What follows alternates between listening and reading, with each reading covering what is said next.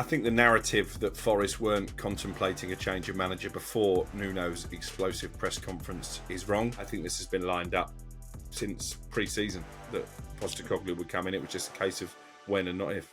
Big Ange coming in. So does he change to a high line and high progressive press? I don't know is the honest answer, because he's saying one thing, but it's a recipe for disaster if he does go down that route. He could be the first manager, Crook, to win the Europa League back-to-back with two different clubs. And you know what? I kind of feel like there's no loser in this, certainly the two managers, because as you say, Ange comes in with a point to prove because clearly he didn't feel like he should have lost his job at Spurs. And Nuno goes away with his stock incredibly high. While the fans are 100% behind Marinakis, I get that. If this doesn't start off well, I'm not saying they're going to have a go at Marinakis, but I do think they could turn on Ange quite quickly. It's Premier League All Access with me, Sam Matterface, the Crookmeister, and $1 Million Minto. Welcome to the new doctor's surgery, those of you watching on YouTube. To go with the doctorate for FA Sam, I also got this brand new little surgery scenery, which is nice. I'm very comfortable here sitting behind my desk. The two first patients are you two. We have got Derby dust-ups to come, but the return of Crookie's favourite manager as well. So we might have to counter him through the next 45 minutes or so. International break is over though, Scott, and that's more like it, isn't it, for England? Yeah, I mean, look, I wasn't as down on as a lot of people after the Andorra game. I think that was always going to be quite difficult. It wasn't great, but it wasn't as bad as what people were saying. And probably conversely, that wasn't as good as what people are saying either. You know, it's either like we're rubbish, we're going out in the quarterfinals of the World Cup, or we're now going to go and win the World Cup. But that's what players and managers have to deal with nowadays. I did think it was excellent. I thought even before we got our first goal, and then when it was bang, bang, it was like Serbia not coming back from this. I thought we were good. We controlled the play. Elliot Anderson was excellent, shows that he's really going to be in contention, although I'd still go a little bit more traditional, which I think is not what a lot of people are thinking now. But I thought he was brilliant. And we've spoken about Noni Madueke before. I've told you what I think about him on many occasions. I'm really disappointed that Chelsea sold him. And I think he's been England's best player for the last 3 or 4 games. So I thought there was a lot of positives to take from the game. And it was almost like, you know, the Wolves can go from the door now, can't they? For another month at least. Yeah, well, I must admit, I was like you. I wasn't as down. I was disappointed on Saturday of the Andorra game because it wasn't enough to get your teeth into. But I also thought, hold on a second, I can see what he's trying to do now. And having spoken to him and to the coaching staff, you sort of know the formation that they want to play and why they want to play that formation. And I was hoping that it was all going to come to fruition on Tuesday night. It kind of did, really, exactly the way they wanted it. Serbia were pliable opponents. I must admit, I thought I was very disappointed by them. But listen, walking into the press conference afterwards, he didn't rub it in anyone's faces. He'd had a lot of criticism. He didn't rub it in anyone's faces. He sat there with just a knowing smile and said, yeah, I could see it was going to happen at some point. And I thought, he knows exactly what he's doing here. He's not going to sort of like make a big play for it, but he has been saying all week, this is what's going to happen. Then it did happen. And he just sort of wanted everybody to know, I told you so, without saying, I told you so. I thought that was very sort of classy, but also very efficient of him. The Crookmeister was the Saltmeister after the game on Saturday. He's now put a bet on England to win the World Cup and bought himself a Thomas Tuchel #1 England shirt. He's also dressed today. What are you dressed for? Why are you dressed like this? You're dressed in a sort of, for those people listening, you're dressed in a sort of white speckled top that looks like something out of a James Bond catalogue from 1972. Yeah, I've got to say, Mrs. Crook is not a fan, but these are actually little golf flags and greens because I'm off for a couple of days now on a golf trip in the rain with a few ex-footballers. It's going to be fun, but because I'm part of, I think, the European team for the Ryder Cup, it might be the Americans, but I've got to wear something white, and I didn't have a white golf top, so I thought I'd buy something a little bit quirky, just to stand out. This is how big time he is now, Scott, because, you used to go away during the international break. Now he just, Premier League's coming back. I'll just do my little golfing trip now. Why not? I can do what I like. I'll get some stories. Don't worry about that. Do you know what? He doesn't even know who he's playing for, whether it's Europe or the US. just turns up, gets picked by the best team. And if they're losing, he'll switch to the other team, I'm sure. Exactly. Right, let's get into what is going to be a great weekend of Premier League action. Starting at the Emirates, it's a swift return to North London for Ange Postecoglou. Arsenal against Nottingham Forest is live on talkSPORT 12:30 this Saturday. Now, back in the old days here, we'd have a little bit of, when I was allowed to play a bit of music, I'd have my little buttons going off when I'd play a little bit of Summer Loving. Because it is the age-old story of summer loving, this, isn't it? With Marinakis as Danny Zuko, wooing Sandy, Ange Postecoglou, all through the summer on a wild trip to Greece. But when he gets back, he's like, no, nothing happened. I don't know what you're talking about. Playing it down. It's cool, baby. It's cool. But Nuno knows. Nuno knows Ange is the one that he wants. And instead of being hopelessly devoted to Edu, Nuno decided to tell everybody instead what was going on. I mean, look, who played this better, Crook? And do we now accept that this is what happened? They met in Greece, had a whirlwind romance, and he was always going to make this change. Yeah, I think the narrative that Forest weren't contemplating a change of manager before Nuno's explosive press conference is wrong. The reason that he made those comments is because he knew the writing was on the wall. There was a story that came out, I think, just before we were about to go on air on that Friday morning that alternative managers were being lined up. Forest dismissed that as rubbish, but as we said on air, and Nuno actually repeated the same phrase, there's no smoke without fire when it comes to Marinakis. This is an owner who isn't afraid to make bold choices. It was very unpopular with the Forest fans when he fired Steve Cooper to bring in Nuno in the first place. And obviously that turned out very well indeed, with European football delivered for the first time since the mid-90s, an FA Cup semi-final last season. And that's why I think actually Postecoglou will get a pass from the Forest fans. As much as they didn't want Nuno to go, I think they will back Marinakis that this is the right decision for the long-term future of the football club. I'm personally fascinated to see how it works out because it's a complete change of approach. And that was one of the sticking points. I'm told that Edu, when he came in to oversee all of Marinakis' clubs, wanted to bring a more expansive playing style across the board.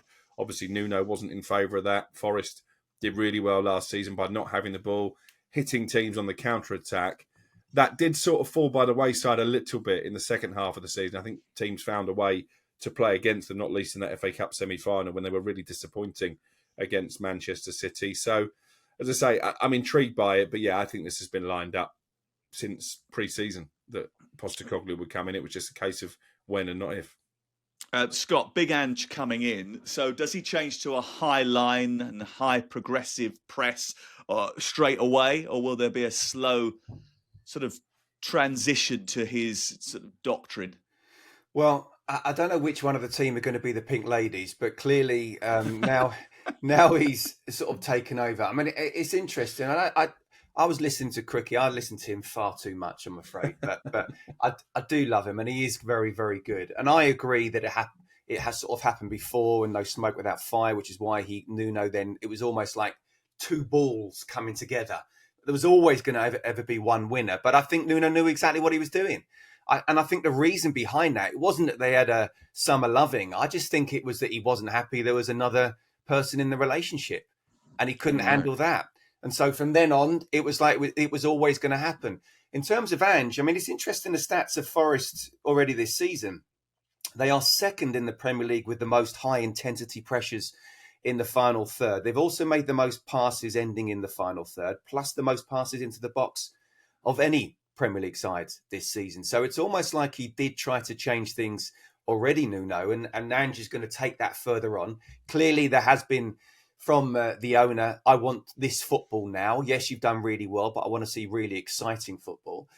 I think we're definitely going to see exciting football, and I'm fascinated to see what Ange is. I mean, he's already come out and said in the club channel that he's not going to change, but he did, to be fair to him, at the end of last season, which is why Tottenham won the Europa League. He won the Europa League. Ruben Amorim didn't because he was the most adaptable one of the two.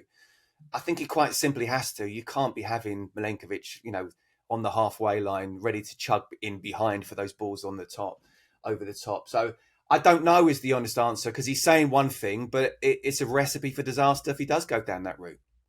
It'd be fascinating to see if Milenkovic can play the Mickey van der Ven role. He doesn't look as if he's built in the same way, that is for sure. But it is fascinating, isn't it? Because usually when you take over a football club, you're taking over a club after the manager has been sacked, because either they've been poached by somebody else and they've done such a good job that you're handed the keys to the castle and you're very excited about it, or you're taking over a club where the manager's been sacked. And this is more often than not. The manager's been sacked because things aren't going very well. This is a fantastic scenario for Ange Postecoglou, isn't it? Because he has won a Europa League. He's been relieved of his duties at Tottenham Hotspur, and he's walked into a club that are back in European competition this time around. He could be the first manager, Crook, to win the Europa League back-to-back with two different clubs. Yeah, I mean, they're not amongst the bookies' favourites, actually, Forest, probably 5th or 6th in the betting. But yeah, I think that would be an incredible story. And you know what? I kind of feel like there's no loser in this, certainly the two managers, because as you say, Ange comes in with a point to prove, because clearly he didn't feel like he should have lost his job at Spurs. And Nuno goes away with his stock incredibly high, as it was actually when he left Wolves. The fans there still treat him as a bit of a king. And I think as soon as another Premier League job becomes available, maybe West Ham United, for example, I think Nuno is going to be right at the top of people's thinking, because he did such a good job over 18 months at Forest.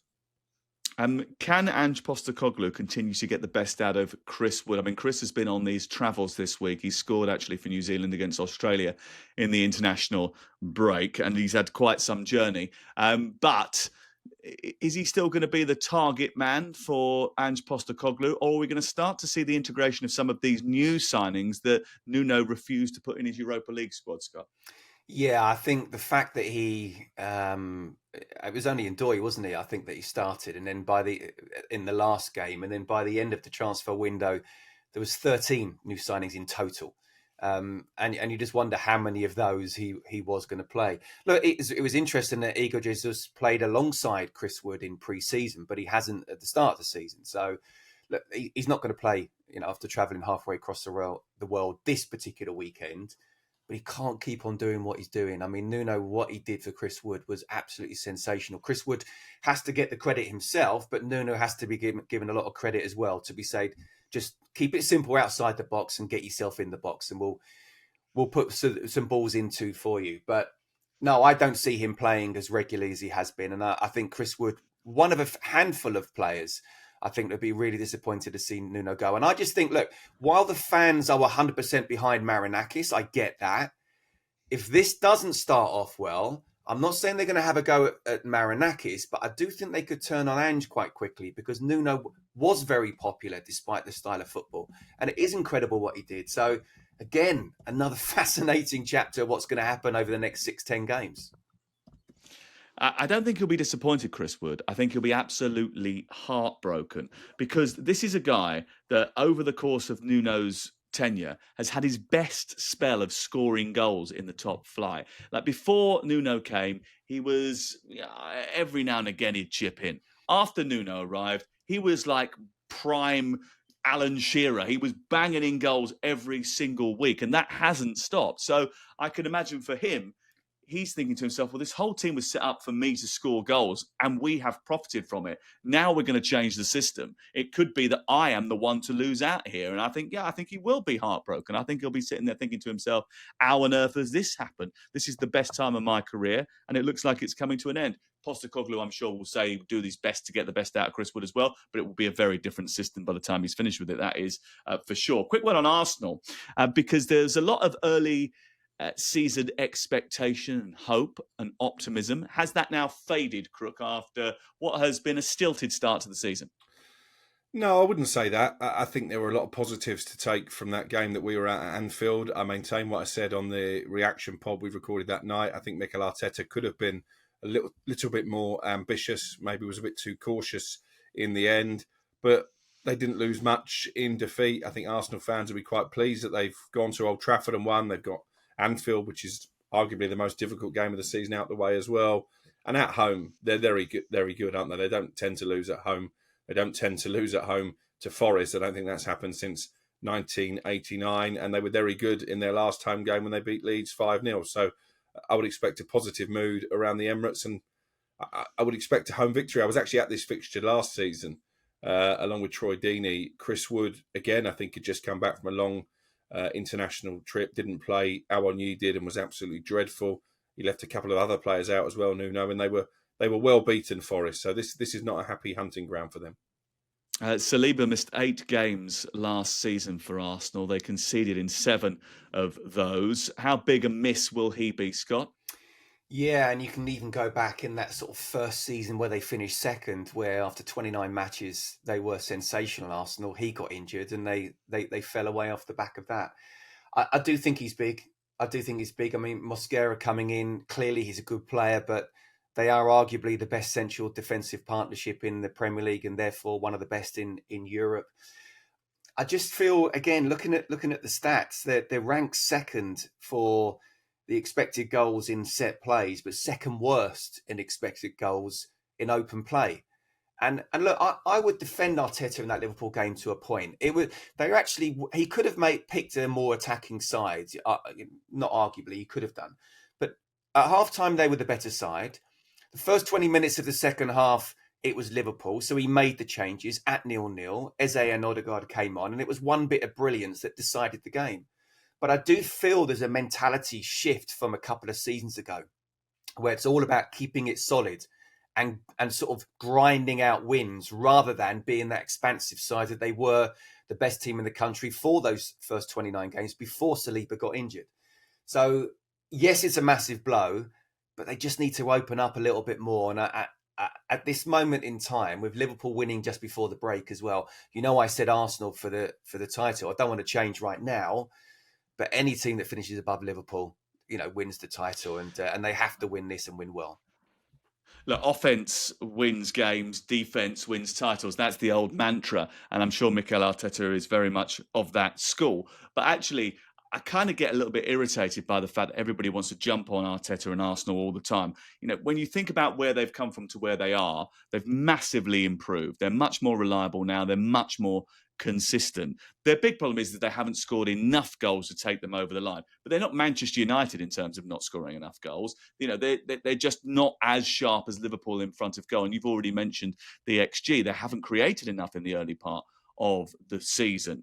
But with Noni Madueke in the team, I mean, look, maybe some eyebrows have been raised at that signing. And if you're a Chelsea fan, those eyebrows will probably be permanently on your hairline because you're sitting there thinking to yourself, how on earth have Chelsea decided that he's surplus to requirements? This is a kid that's been talked about for ages, was in the Tottenham youth team, went off to Holland, did a brilliant job, came back, took a while to settle into Chelsea, but did settle into Chelsea. He's now ripping it up on the international stage. And Arsenal, I think, are going to get the fruits of all of that labour, Crook. He's been brilliant. 5 goal involvements in 9 England appearances. Fully deserved his goal the other night, not just for how he played in that game, but the game against Andorra at the weekend and Andorra away, actually. I remember saying to you that he was one of the few players who came out with any credit, and I thought he was Arsenal's best attacking player at Liverpool last weekend. And he's got an opportunity now, hasn't he? Because Bukayo Saka has picked up this injury, it's his shirt now, it's his to lose, and I expect him to start this game, and I expect him to have a big impact. Wouldn't surprise me if he ends up scoring his first Arsenal goal against Forest. Okay, we've got to move on very quickly, but we must mention Victor Gyökeres, who drew 2 more blanks when he was on international duty with Sweden in midweek. Is he the latest member of the Scott Minto Bad Striker Club to come to the Premier League and struggle a little bit? Do you know what? That is so... Can I just ask, is that you or producer Jeremy asking that question? I couldn't confirm or deny. It was a team effort. Is that right? Because you backed me on Nicholas Jackson. He turned around on Nicholas Jackson. And I've actually got a couple of stats for you as well, if you don't mind. 33 goals and assists in 59 Premier League starts. That's 23 goals, 10 assists. A goal or assist every 146 minutes when starting in the Premier League. And he plays 65 times in the Premier League. Only Jimmy Floyd-Hasselbank, Diego Costa, Cole Palmer and Didier Drogba scored more goals than him. So Ida Johnson, Gianfranco Zola, Eden Hazard, Nicholas Anelka, and I'd just like to mention Johnny Spencer. None of them scored more. So I don't think he was a particularly bad signing. I was disappointed to see him go. In terms of Gyökeres, look, first of all, he almost did a Vissa, didn't he? And an Isak over at Sporting. So he's not 100% fit. But Arsenal at the moment, in the first few games, are playing as if they're still looking for that number 9. They have the number 9, get the ball in the box, and he will score. Okay. Listen, it was definitely producer Jeremy, as you know. I quite like Nicholas Jackson, and especially after hearing your stats. And in fact, I was at Chelsea the other week against Fulham, and I was talking to Stuart Pearce about it, and he was like, how the hell have they got this much money for Nicholas Jackson? I mean, if he does end up being sold to Bayern Munich, which is unlikely. But I said to him, because he scores goals in the Premier League. If you actually look at the statistics, he's scored goals. They might not be the killer goals. They might not be against the top grade opposition, but he scores goals in the Premier League. So that's why they're in a situation where they could make money on him. Listen, good luck to Gyökeres and good luck to Arsenal as well. I do think that it'd be good to see Gyökeres thrive in the Premier League. And I think Arteta, everyone gives him a bit of stick, but I think he's actually quite a good guy. Let's move on. By the way, your mate Postecoglou, he's never beaten Arsenal. I wonder if that will change this weekend. It's live on talkSPORT. Let's get stuck into the standout game of the weekend. It is, of course, the Manchester Derby.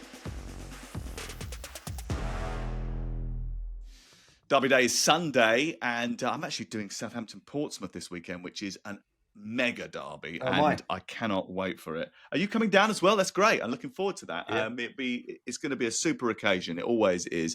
It's a bit fierce, a bit feisty, and it's one of those derbies actually where familiarity usually breeds contempt, but actually because they hardly ever play each other, Portsmouth and Southampton, they hate each other even more.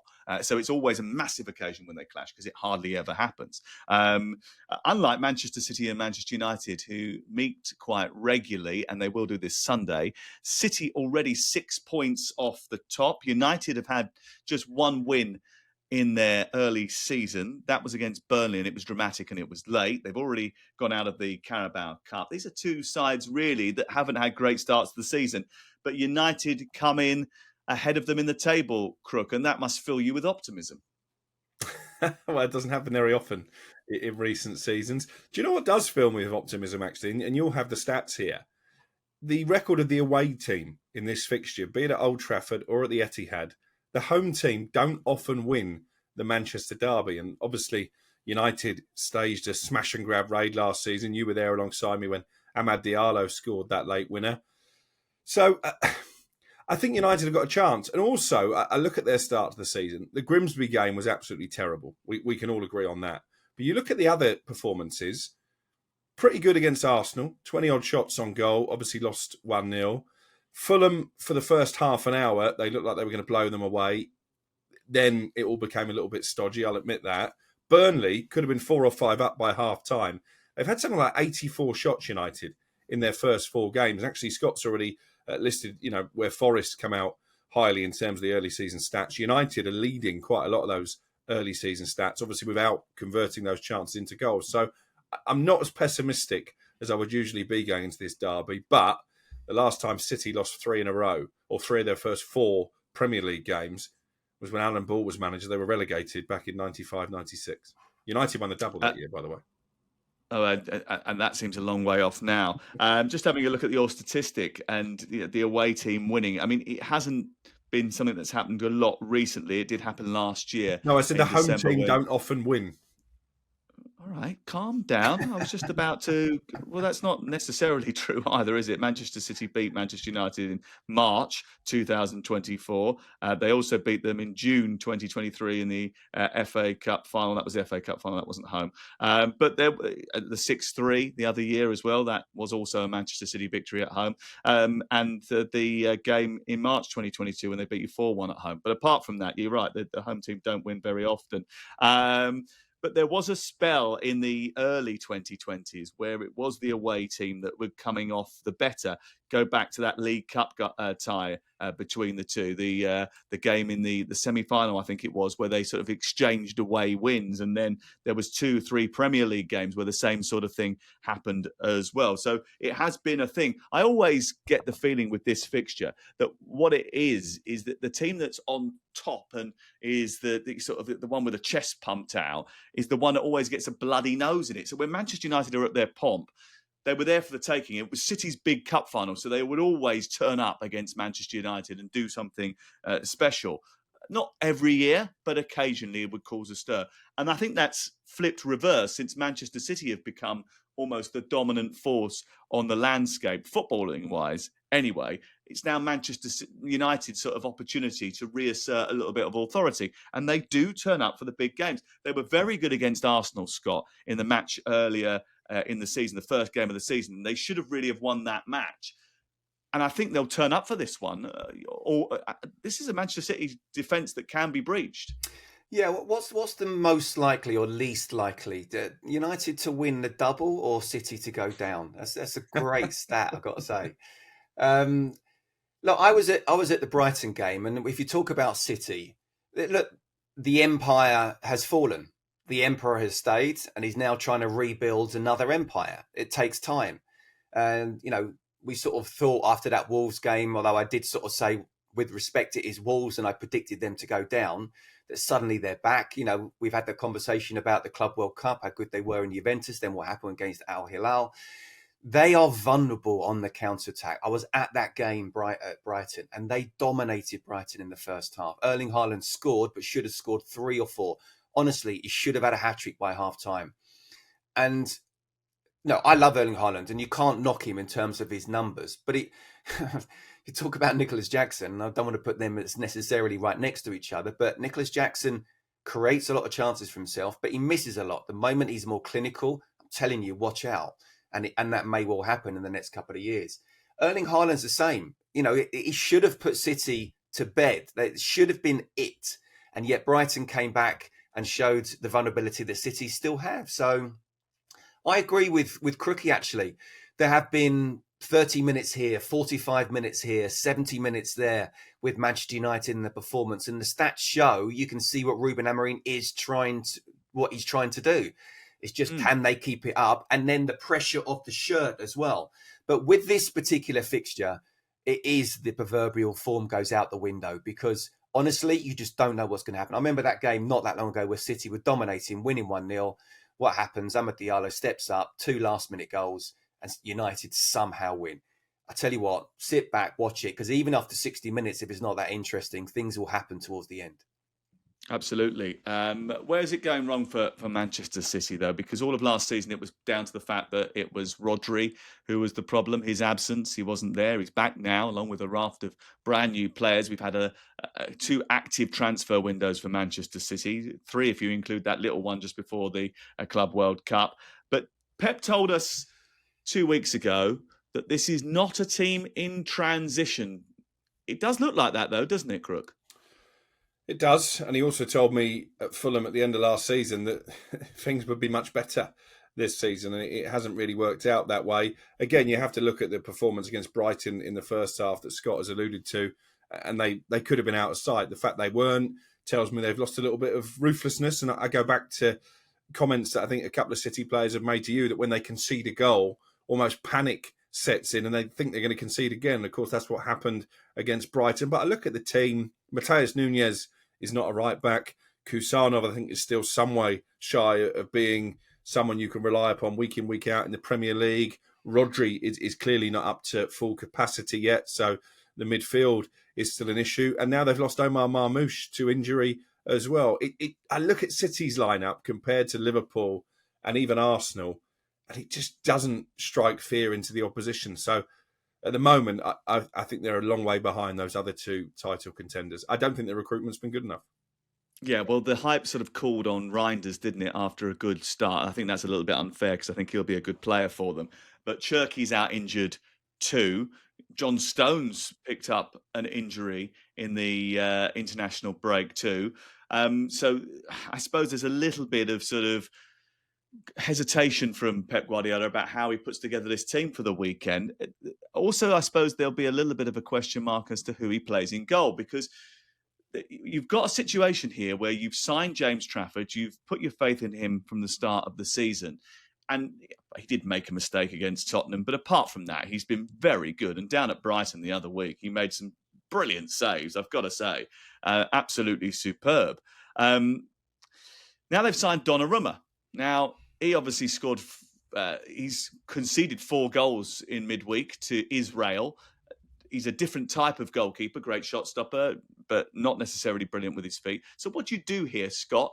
Do you go, well, we brought in this senior goalkeeper, we're just going to stick him straight in? Or do you keep faith with James Trafford and an inaugural Manchester derby?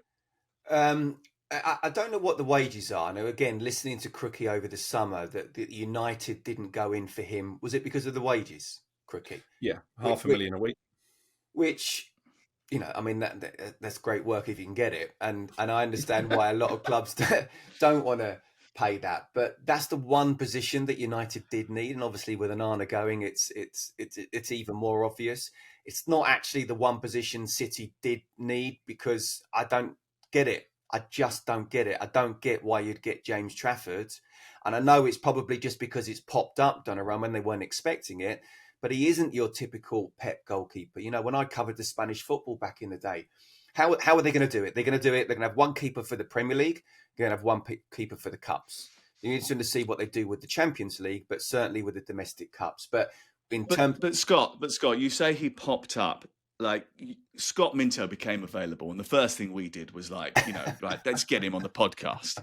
But with all due respect, Scott, you're not earning £500,000 a week. That would be quite some investment. I'm not taking a cut.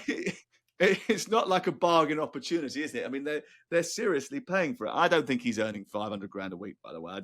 I don't think Manchester City would be able to justify that on the wage bill. But he's obviously getting a significant amount of money. And if you're paying someone that significant amount of money, I don't care who you are, you're going to be expected to play him, aren't you? Yeah.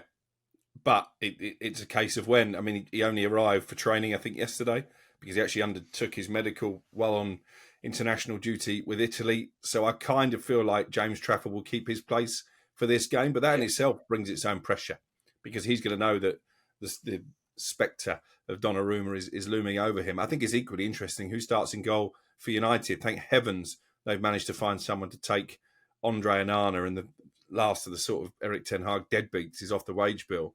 But do they stick with Altay, who looks like he's going to concede every time a team put a cross in the box, or do they chuck Senny Lemons straight into the starting 11? He's clearly going to be the number one, but again, huge pressure on young shoulders. Just on James Trafford, he has no other choice than to look at this as, and I believe for the reasons that Crookie gave, that while Donnarumma will be seen to be the number one, James Trafford will play in this particular game. If he has a blinder and City win, then he's got the shirt. And I genuinely believe that would happen. You're kicking the can down the road, but that's the only way that he needs to look at it. And in terms of pressure, whether you're a United keeper or a City keeper, you're at one of the biggest clubs in the world. You have to be able to deal with that pressure. If I have a bad game, I'm going to get dropped. And if you can't deal with it, you shouldn't be at one of the biggest clubs in the world. So, yeah, I'm really surprised that United didn't go in for Donnarumma. That fit would have been better. But I would be surprised if either the two goalkeepers suddenly come in such a big game straight after the international break. I think James is quite a confident character, actually, and I think he does deal with the pressure really well. He obviously got quite a bit of criticism in the Premier League when he was at Burnley because he was slight and he was getting sort of out-muscled occasionally, but he bounced back from that brilliantly, was the best player in the Championship last season, probably.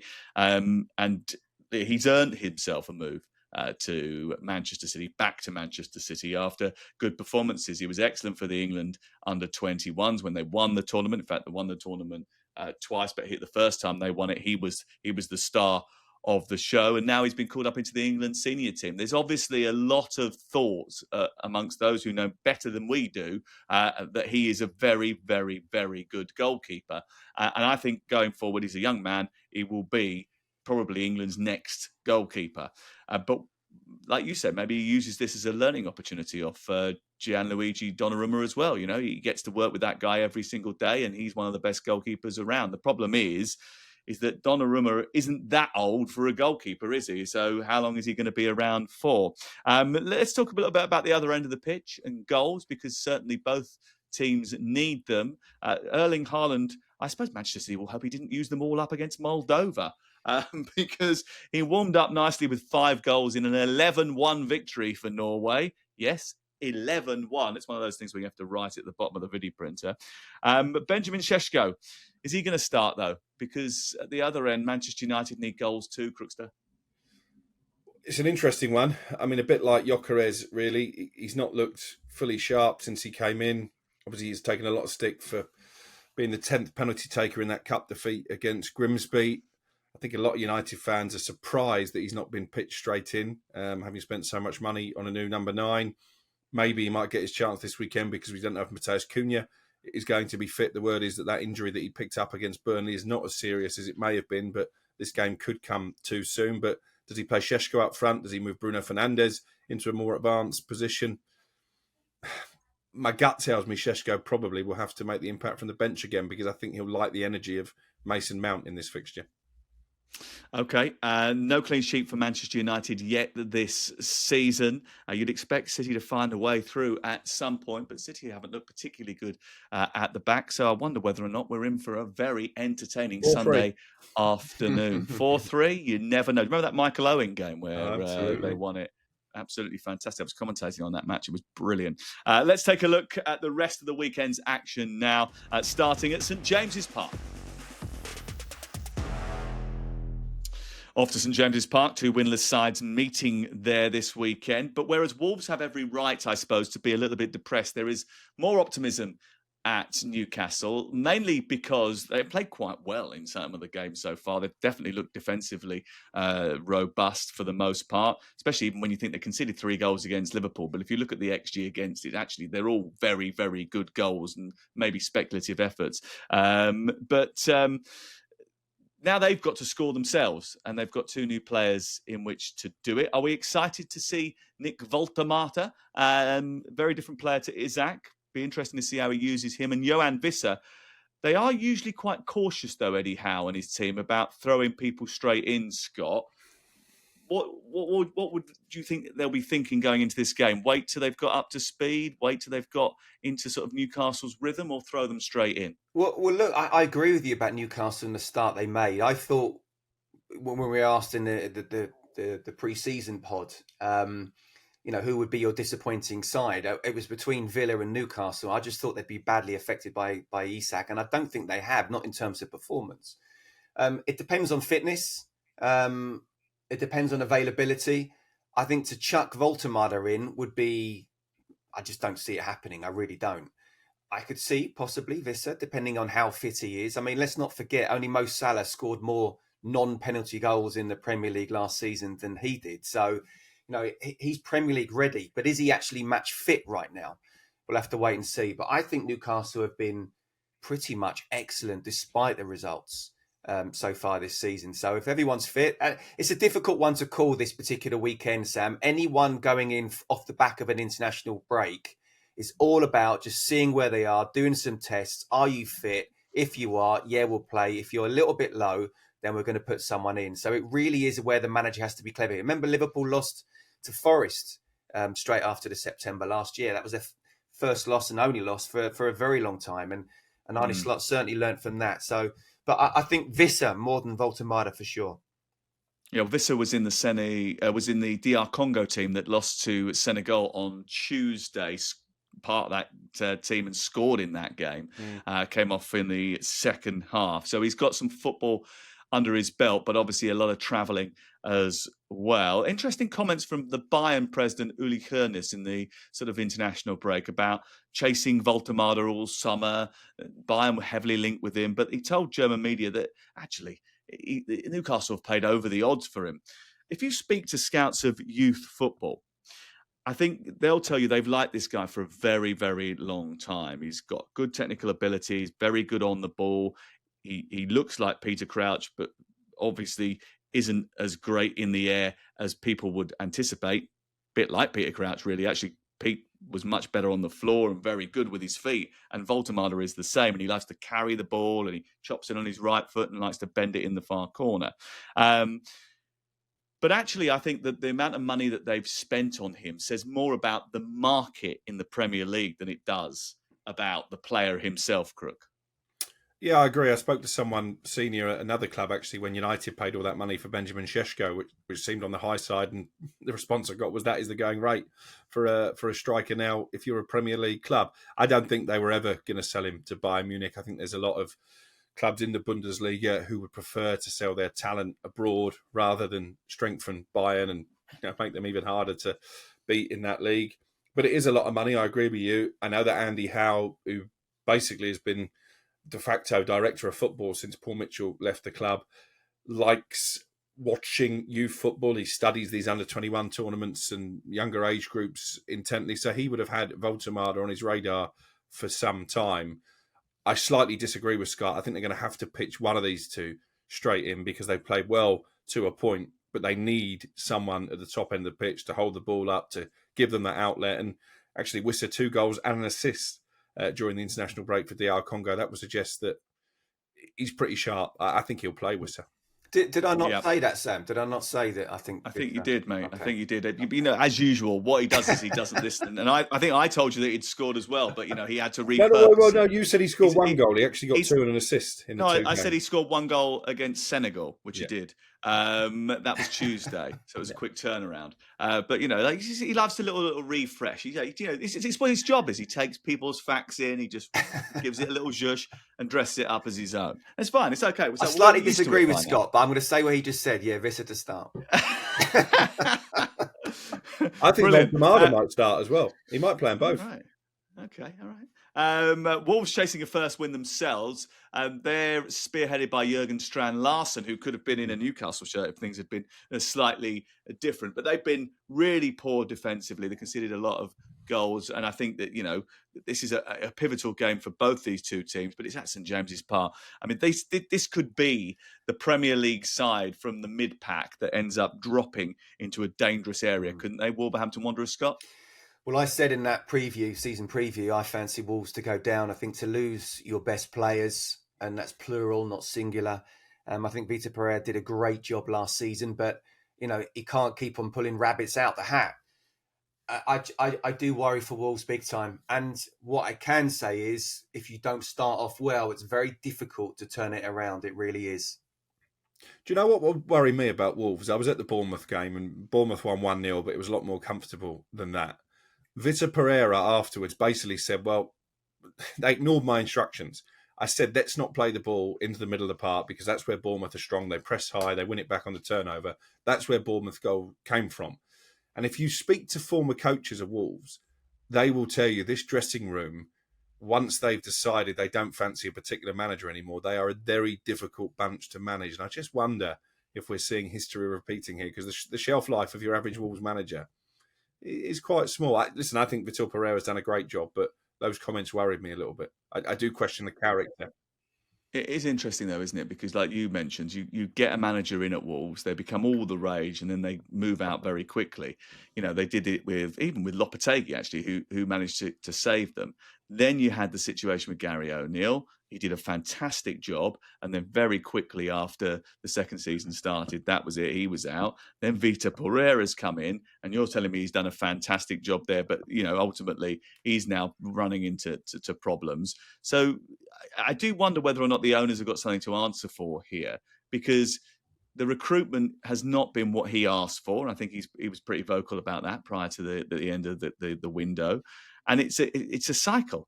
We were all surprised, actually, that they didn't sell Jurgen Strand Larsen because Fosun, as owners of a football club, as soon as they get a sniff that they can cash in on someone, usually they're like, where shall we deliver this package to? That's the way they operate. But I fancy a big scoring game here for sure. That's for certain. There have been at least 4 goals in 3 of the matches that Wolves have played already this season. And Newcastle, with an extra bit of sharpness in attack, I think will have a little bit of fun. Everton, Aston Villa, I think this always gets trotted out around this time of year, Scott. This is the oldest fixture in league football. Everton against Aston Villa. Scott remembers when it was first played. Villa, a dismal start to the season for them. But they head to a Hill Dickinson Stadium, which is buoyant, full of joy, because Everton have started really well. But they did beat them twice last season. What happens here, Scott? Yeah, I think I was an apprentice at Charlton with that first game all those years ago. In the Southern League. Yeah. I've already mentioned about how I had a charity golf day with David Moyes and how positive he was about the start, about Jack Grealish, about Merlin Roll, about. I've picked it up. I've picked up the name. It's okay. Sorry, I picked it up. So I think you dropped it. Yeah, I'm sure he'd be chucking mine. No, anyway. No, honestly, he was so positive, and the feel I got from the fans there as well. They are in absolute unison, whether it's a new stadium or not. Chuck in the new stadium, chuck in the likes of Jack Grealish, chuck in, apart from those first 45 minutes at Ellen Road, how well they've played, and how badly Villa have played. I can only see one result here. I really can, and Everton by. Look, they don't normally win by a lot of goals, but I wouldn't be surprised if they win 2-0. I think there's been a bit of disappointment from Emery about the number of players he's been allowed to bring in. But actually, he's brought in Sancho, he's brought in Elliott, he has Morgan Rogers in his team. He's got Yuri Tielemans, who's a brilliant footballer. He's got Ollie Watkins leading his line. I mean, they should have enough to have a reasonable season, shouldn't they, Crook? Well, I'm not that inspired by those lists of signings, to be honest. I think Harvey Elliott is a good pickup, and I'm slightly surprised that he went there and didn't join a club playing in the Champions League. Jadon Sancho, what is he? There'll be a little upturn and then he'll revert to type. And Victor Lindelof, Manchester United's cast off. It doesn't inspire me with confidence. This Villa squad is nowhere near as strong as it was at the end of last season. And Unai Emery's body language, the way he snapped at you after, what was it, the second game of the season? I would suggest it's not a very happy camp at Aston Villa right now. Yeah, and I think we sort of accepted that in the aftermath of that chat. I mean, I sort of pulled it apart and was trying to work out what it was all about. And then we sort of discussed it and we felt that maybe there was something else going on behind the scenes.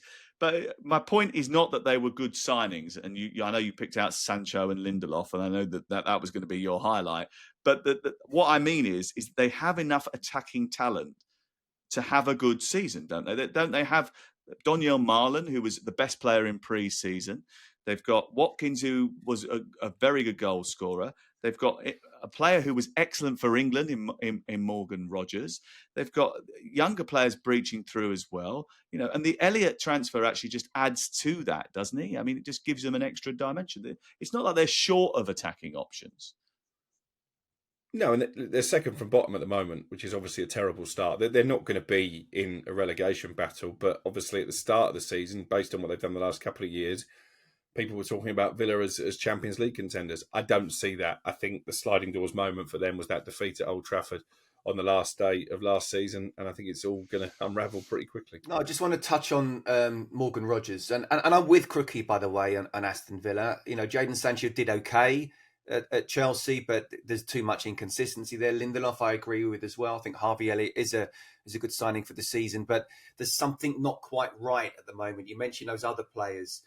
There's the way that Emery was with you and with others. There's something clearly not right, and I don't believe that transfer window has completely turned that around. Yes, they've got great individuals, but I do want to mention Morgan Rogers. I think he's a wonderful talent, and he might have to carry Aston Villa this season. And if he does, then he should be a starter for England in the World Cup.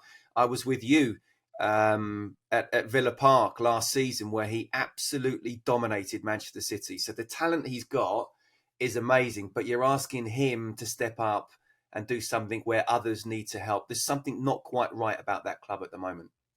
Yeah, I did the depth chart the other day, and one of the things that I was sort of concerned about was not the attacking front battalion, because I think with McGinn, Rogers, Marlon, Watkins, Gesson, Elliott, Buendia, Sancho, Tielemans, there are players there that can create. My issue is in central midfield, they've got two players, Kamara and Onana, and they're always injured. And that is a problem for them. I was trying to be positive about Aston Villa because I didn't want to go down the route of completely hammering them. But you'll remember that my biggest disappointment nomination was Aston Villa at the beginning of the season. And the reason for that is that I don't think that they've been allowed to invest the way they wanted to, because they missed out on the Champions League, but for other reasons as well. And that is going to be a bit of an issue for them. And that's kind of the issue that I have with the whole PSR thing, is that you can get to a certain level, and then if you don't maintain that level in the first season, that's it. You're almost cut off. The tap's turned off, and you have to then go and start again, which I don't like. I like the idea of clubs being able to feel as if they can build slowly and steadily and get to a higher echelon. But, that is the way the rules are at the moment. I think when we change to the 70% of turnover on wages stuff, which is coming in with UEFA over the next couple of years, it might be a little bit different. I hope we get out of this zone where we're constantly selling young players. The idea that Jacob Ramsey had to be sold from that squad is absolutely ridiculous. He didn't want to leave. They didn't want to lose him, but they had to. It's a bit like the whole Elliot Anderson from Newcastle thing. It's just so irritating that the players are having to be traded like that in order to satisfy balance sheets, because the idea of PSL was to come in and stop clubs from going out of business. Instead, we've turned, and they already were, but we've turned them more into commodities players that can be traded for balance sheet points rather than points in the Premier League table. Anyway, that's the rant over. Let's move on because we've got Burnley-Liverpool as well this weekend. Quick fire round. Do we see an Alexander Isak debut? Crook? Probably, but I'd imagine it'll be off the bench. He's got a lot of stick, actually, in Sweden. They lost to Kosovo, didn't they, during the international break? And I think the suggestion was that by not training all summer, he wasn't physically able and therefore has put their hopes of World Cup qualification in doubt. I think Liverpool know it's going to take a while for him to get up to speed, so I'd imagine he won't start this game. West Ham riding high after dismantling Forest. Graham Potter's proved all of his critics wrong and beat Spurs, and suddenly he is the new prince of the London Stadium. Is that going to happen, Scott? Yeah, I don't want to name drop again with the Q&A I did with Graham Potter a couple of weeks ago. Don't like to talk about it. I only ever talk to West Ham managers or former West Ham managers. Scott Minto. No, he spoke really well, but how big was that win against Forest for West Ham, especially with the international window coming up? And I'm pretty sure he wouldn't have wanted it after that win. This, in many ways, is the perfect or the absolute imperfect game, because this is the big one. This is Spurs. So if they can go back-to-back victories and beat Spurs, then who knows? They can start picking up. It's amazing what happens when you have a bit of confidence, Sam. Brentford against Chelsea. Bees have got a reasonably decent record against Chelsea. Can they cause them trouble? Maybe. I mean, I think if you look at Chelsea's start to the season, yes, they were brilliant against West Ham, but West Ham was shocking. The two games either side of that, obviously really lucky with the decision that went against them in the Fulham game. That goal, by the way, that got ruled out has just been voted by Fulham fans as their goal of the month. Brilliant. Yes, I saw that. Brilliant. Which is quite entertaining. And they weren't great against Palace either, were they? So I think Chelsea have been a little bit underwhelming in their first three games of the season.